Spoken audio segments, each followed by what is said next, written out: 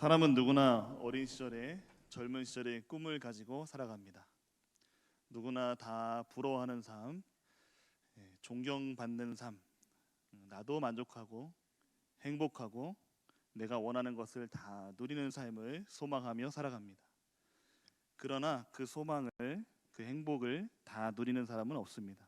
소수일 뿐이고 일부분을 누리며 살 뿐입니다. 그럼에도 불구하고 우리 모든 사람들은 더 나은 인생, 더 나은 시간들을 희망하면서 살아갑니다.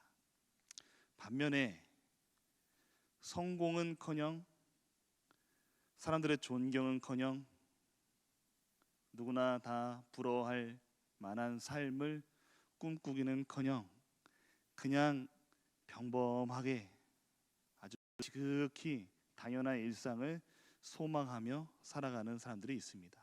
누구일까요?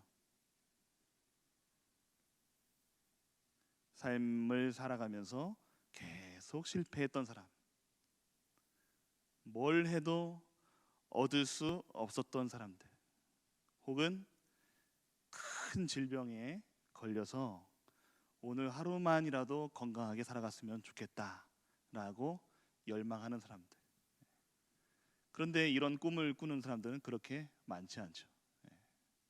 그러나 대부분 모두 다 화려한 삶을 소망하며 살아가는 와중에서도 이렇게 지극히 평범한 일상을 강렬히 열망하는 사람들이 있습니다. 예수님의 행보를 보면 이해가 되지 않을 때가 참 많이 있습니다. 그래서 불경건하게도 저는 예수님을 괴짜라고 소개하고 싶습니다. 가르쳐주지 않을 때가 너무나 많아요. 예수님의 말씀이 이해되지 않을 때가 너무나 많이 있습니다. 그래서 예수님은 비유로 알기 쉽게 설명해 주시되 제자들을 따로 불러서 그 비유를 해석해 주기도 하셨습니다. 근데 재미있는 것은 그 제자들도 예수님의 해석을 듣고서 성경에 또 비유로 적어놨어요. 이게 무슨 일입니까? 그래서 예수님의 말씀을 곱씹고 곱씹다 보면은 그 비유가 우리 성령님께서 주시는 지혜로 우리 안에서 깨달아지고 또 하나님을 알게 하는 그런 은혜가 있게 될 줄로 믿습니다.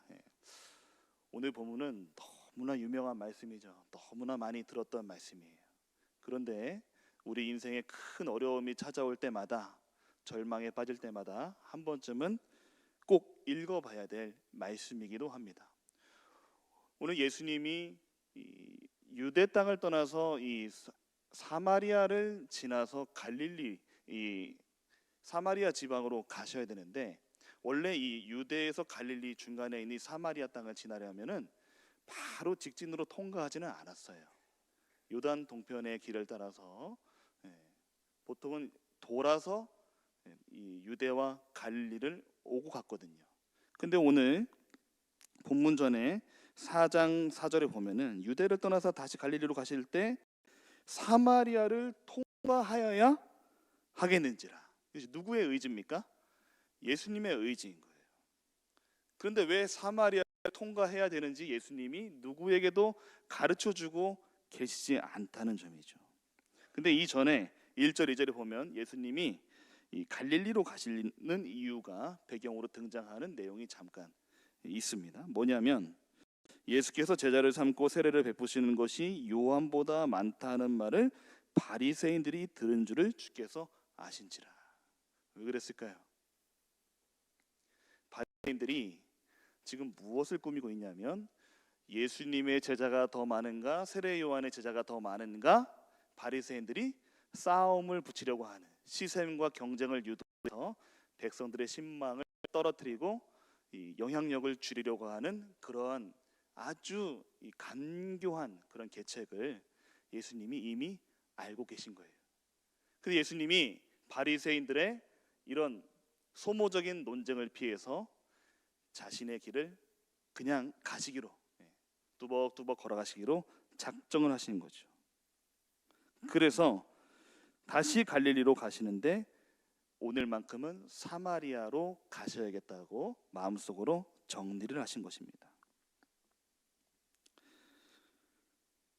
보통 예수님의 이 기록, 기적 만나서 예수님께서 말씀하신 내용들을 잘 보면 시간까지는 기록하지 않습니다. 낮이었는지 밤이었는지 이 정도는 기록이 되어 있지만 누구를 만날 때 몇 시에 만났다 상황을 설명하지 몇 시를 설명하지 않습니다. 그런데 오늘 사마리아 여인을 만난 시간이 언제입니까? 6절에 보면 때가 6시쯤 되었더라. 예수님이 이 유대 땅을 떠나서 갈릴리로 가는 이유가 바리새인들의 이 소모적인 논쟁을 피하는 것이면서 동시에 무엇이 있었냐면 사마리아 여인을 만날 시간을 계산하신 거예요. 그러려면 평소에 유대인들이 사마리아 땅을 돌아서 가는 것이 아니라 이 여인을 만나는 시간을 계산해서 아마 새벽에 일찌감치 이때쯤 되면 이 여인을 만날 수 있을 것이다 라는 계산하에 예수님이 움직이셨다는 것을 우리가 추정해 볼 수 있습니다.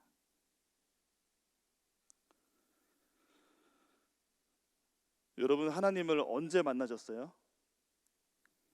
몇 년, 몇 월, 며칠, 몇 시에 하나님을 어떻게 만나셨는지 기억하십니까? 아무도 기억 못 하실 거예요. 그런데 그것이 당연한 거예요. 내가 먼저 약속을 잡고 내가 소망하고 내가 하나님의 은혜를 이때 꼭 받아야겠다 라고 생각을 하면 내가 기억을 지금까지 하고 있는 줄 모르겠어요. 그런데 하나님이 은혜를 주시는 타이밍, 믿음을 주시는 타이밍, 구원의 역사를 이루시는 타이밍은 우리 하나님만 알고 계십니다. 지금 예수님은 그 철저한 계획하에 사마리아 여인을 만나러 가시는 거예요.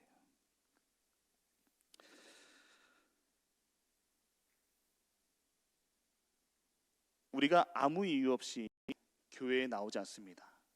아무 이유 없이 예수님을 영접하지 않습니다. 인생의 큰 문제, 해결하지 못할 질병, 영혼의 큰 고통 속에서 이 하나님이란 존재를 얻게 되는 거예요. 우리는 보통 하나님을 만나려면 뭔가 기가 막힌 집회, 기가 막힌 말씀, 기가 막힌 예배, 폭포수처럼 쏟아지는 그런 은혜 속에서 하나님을 경험하고자 해요. 근데 하나님은 우리가 원하시는 방법과 우리가 원하시는 타이밍대로 오지 않으십니다. 가장 피하고 싶은 자리, 원하지 않는 시간, 그때 하나님이 다가올 채비를 하십니다. 언제 아무개를 어느 때 만나야 정말 기가 막히게 나를 만났다고 고백을 이끌어낼 수 있을까?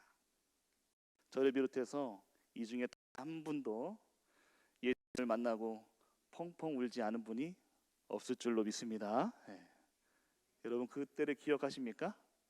하나님을 인격적으로 만나고 예수님을 구주로 모시고 하나님의 진정한 은혜를 알게 되면 하나님이 흘리게 하시는 눈물이 있어요. 혹시 경험해 보지 못한 분들은 그 시간을 사모하시기를 주의 이름으로 축복합니다. 반드시 있어야 됩니다. 난 아닌 것 같죠? 근데 여러분, 수십 년 신앙생활 하는 것이요 쉽지 않아요.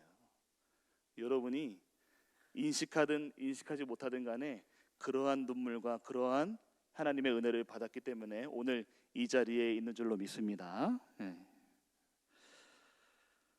예수님은 이 사마리아 여인과 대화를 하기 위해서 매개체로 물을 사용하십니다.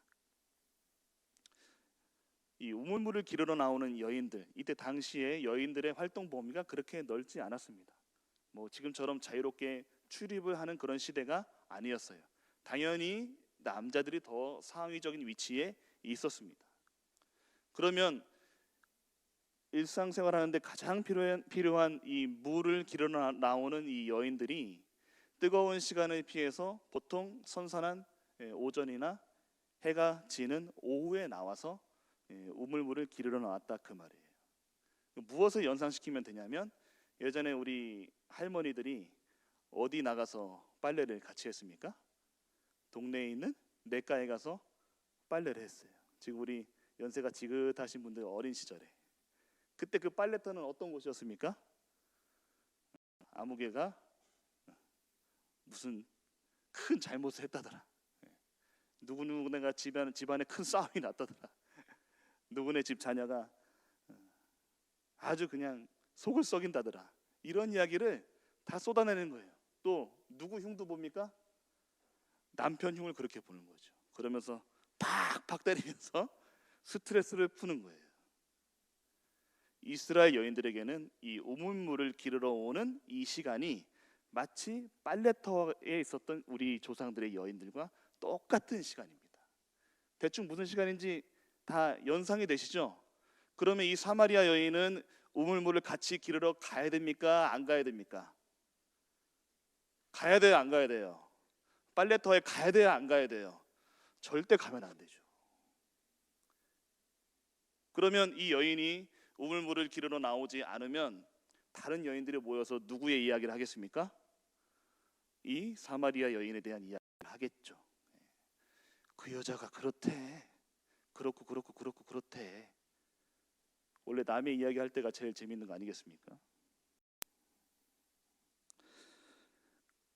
원래는 이 예수님이 수가라 하는 마을에 들어가셨는데 이 동네에 우물이 하나만 있는 게 아니었어요. 오늘 예수님을 만나는 우물은 야곱이 준 우물에 있다, 가깝다 이렇게 표현을 하죠.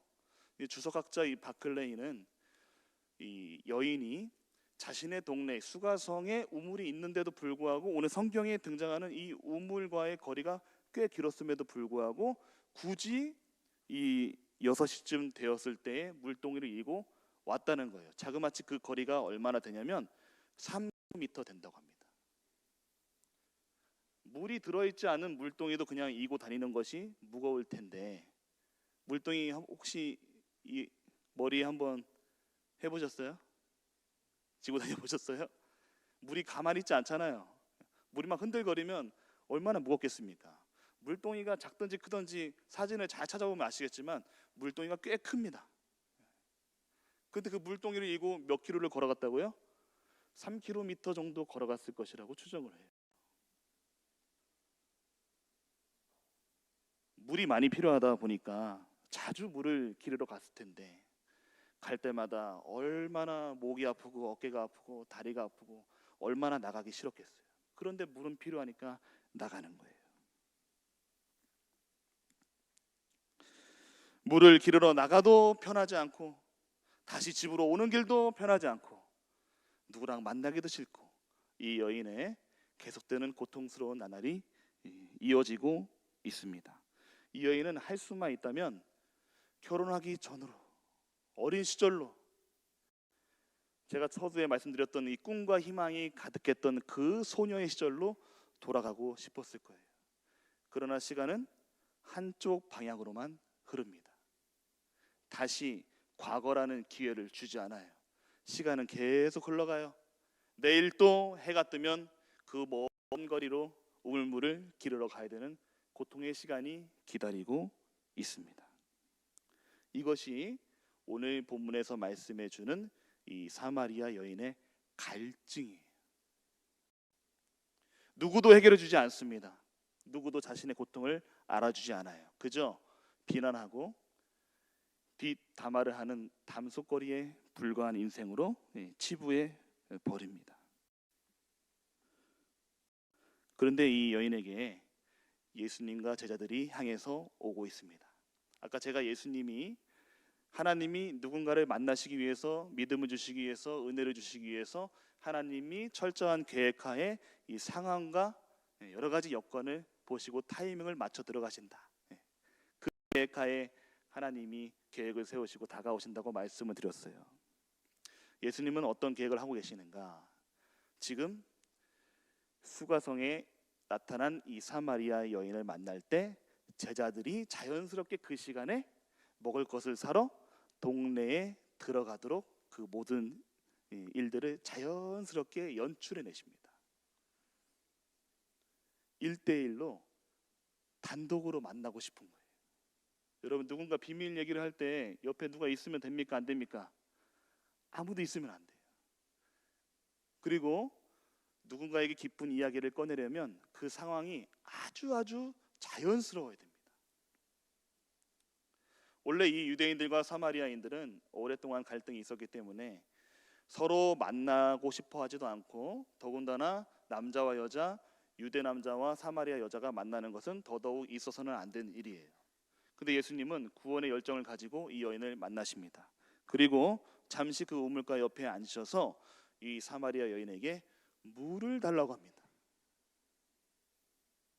여러분이 이 사마리아 여인이라면 물을 줘야겠습니까? 안 줘야겠습니까? 당신 손이 없습니까? 뭐가 없습니까? 떠서 드세요. 이렇게 얘기하는 것이 이때 당시의 상황이에요. 근데 예수님이 뜬금없이 자기소개를 하십니다. 자기소개를 하는 거예요. 10절 말씀을 보세요. 예수께서 대답하여 이르시되 내가 만일 하나님의 선물과 또 내게 물 좀 달라 하는 이가 누구인지 알았더라면 내가 그에게 구하였을 것이요 그가 생수를 내게 주었으리라. 아멘. 예수님이 자기소개를 이렇게 하시는 거예요. 너 지금 내가 너한테 물을 달라고 하는 내가 누군지 아냐? 만약에 내가 누군지 알면 네가 나한테 물을 달라고 했을 것이야. 역으로 질문하는 거죠. 너 내가 누군지 모르지?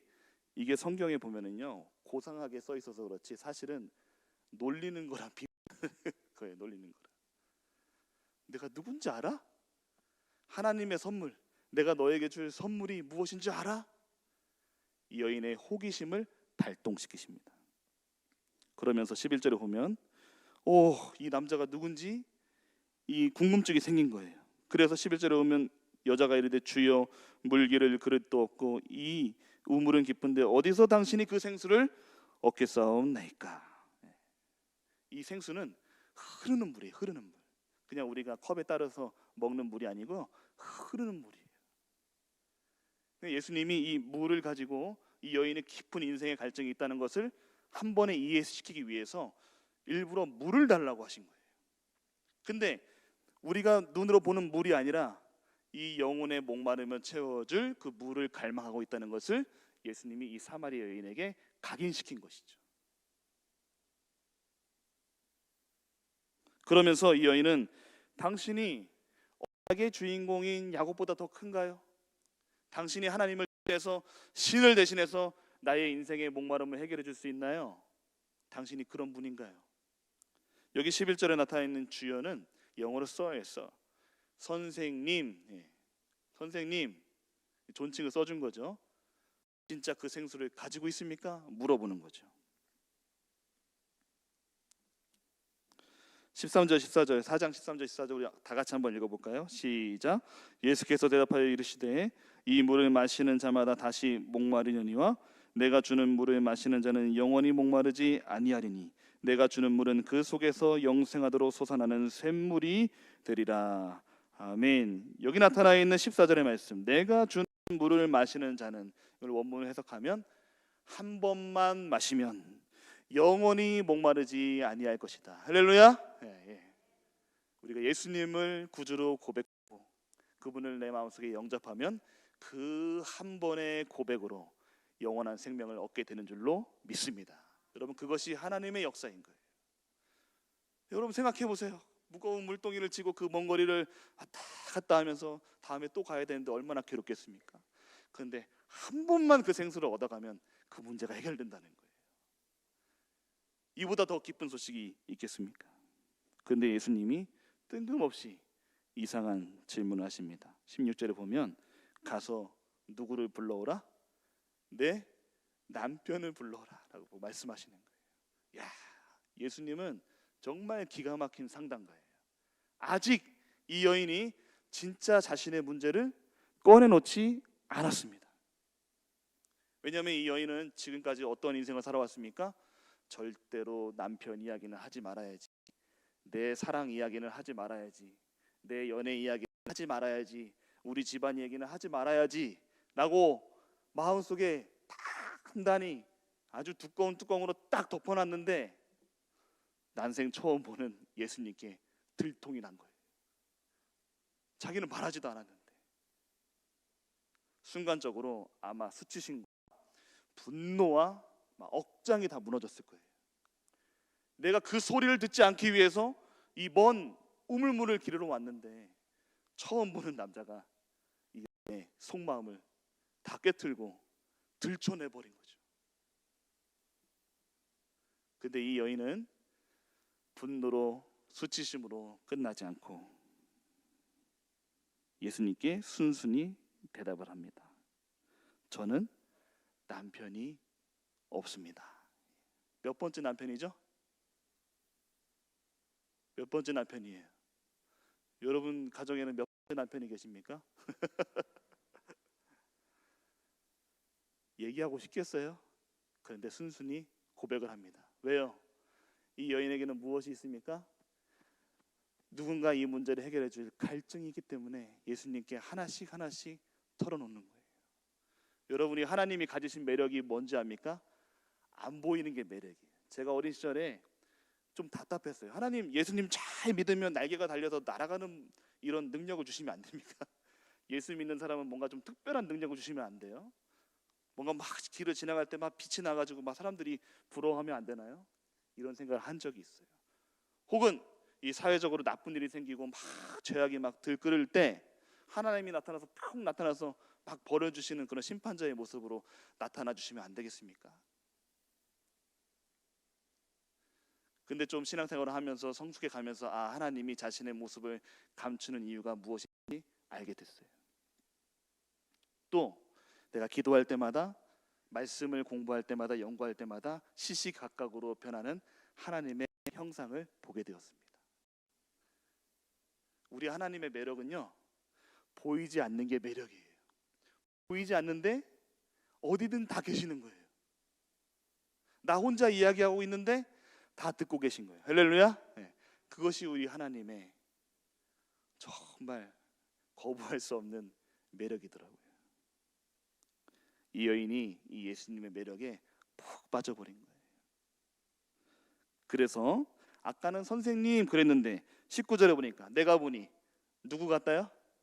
당신은 선지자시네요. 내가 얘기하지도 않았는데 다 맞추는 거 보니까 선지자 아니십니까? 한 단계 더 격상됐죠. 그러면서 이 여인과는 전혀 상관이 없을 것 같은 이야기를 꺼냅니다.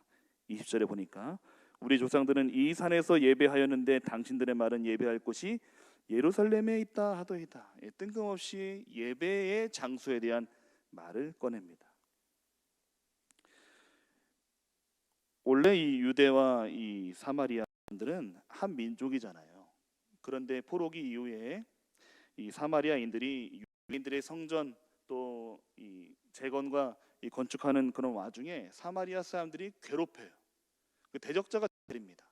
그래서 주전 430년 경에 그리심산에 성전을 짓습니다. 그리고 시간이 한참 흘러서 신구약 중간기에 유대인의 하사 왕조가 등장을 했을 때 이 유대인들이 사마리아인들에게 성전을 허물라고 해요. 그런데 말을 듣지 않으니까 그 성전을 부숴버립니다. 그것이 기원전 100년경 이야기입니다. 유대인들이 볼 때는 이 사마리아 사람들이 지은 성전은 가짜인 거예요. 유대인들이 드리는 예루살렘 성전이 진짜 예배의 처소인 거예요. 그럼 왜 사마리아 여인이 예배의 처소를 언급했는가? 지금까지 제가 현재 남편까지 6명의 남자가 있었는데 다 가짜예요. 내가 의지해야 되고 내가 사랑해야 되는 이 남자가 다 가짜라 그 말이에요. 내 사랑도 가짜고 연애도 가짜고 이 사람이 내 남편이라고 말하는 것도 다 가짜인 거예요. 내 인생 전체가 다 가짜고 다 부정당하고 수치로 다 얼룩져 있다 그 말이에요. 그런데 내가 마지막으로 찾아가야 될 그 신, 내가 예배를 드리는 그 하나님조차 이 예배의 장소가 가짜라고 하면 저는 더 이상 갈 곳이 없습니다라고 고백을 하는 거예요. 당신들은 저 유대 땅에서 드리는 예배가 진짜라면서요.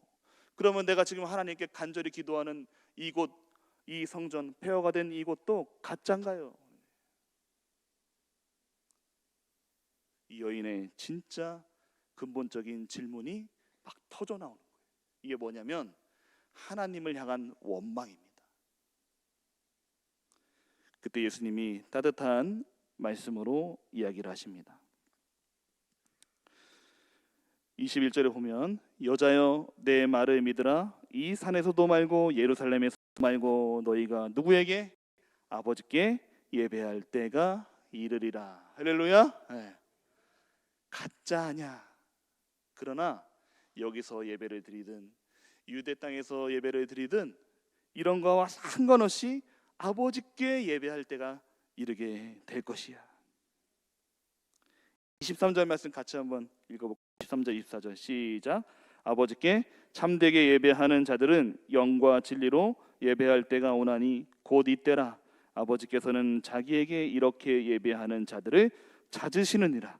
하나님은 영이시니 예배하는 자가 영과 진리로 예배할지니라. 아멘. 여러분, 이 여인에게 가져온 예수님이 가져온 하나님의 선물은 하나님이 너를 찾고 계셔. 이 말씀을 하신 겁니다. 너 사람들을 피해 다녔지? 누구에게도 너의 가슴 속에 있는 이야기를 꺼내놓지 못했지? 혼자 눈물을 흘리면서 그래도 하나님 내 인생, 불쌍한 내 인생 하나님 위로해 주세요라고 기도했지? 예배했지? 아무도 모르는 것 같았지? 그러나 아버지는 알고 계셔. 할렐루야. 네. 아버지란 단어를 쓰십니다. 기가 막힌 거예요. 아버지란 단어를 쓰시는 거예요. 너도 하나님의 딸이라는 거예요. 너도 당당한 이스라엘 백성의 구성원 중에 한 명이라는 거예요. 그리고 이곳에서 네가 하나님께 기도하고 예배하는 것이 결코 헛되지 않았다라고 예수님이 토닥여 주시는 거예요.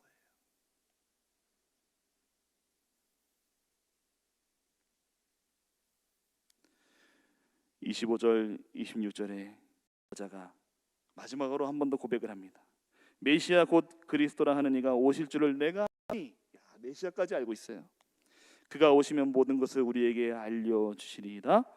예수께서 이르시되 내게 말하는 내가 그라. 할렐루야. 내가 그 메시아야. 여러분 얼마나 깜짝 놀랐겠습니까? 그러니까 28절에 보니까 무엇을 버려뒀어요? 예? 물동이를 내팽개치고 메시아를 만났다 라고 선포하기 시작한 거예요. 할렐루야. 예. 예. 이 순간이 어떤 순간이냐? 오랫동안 풀리지 않았던 갈증이 말끔히 해결되는 그런 순간인 겁니다. 여러분, 우리는 모양과 정도만 달랐지 우리의 목마름은 이미 해결된 줄로 믿습니다. 예. 해결됐어요. 그럼 예수님이 예배할 때가 온다고 했는데 곧 이때라 하는 그런 말씀은 무엇일까요? 예수님의 십자가 사건을 의미하는 거예요.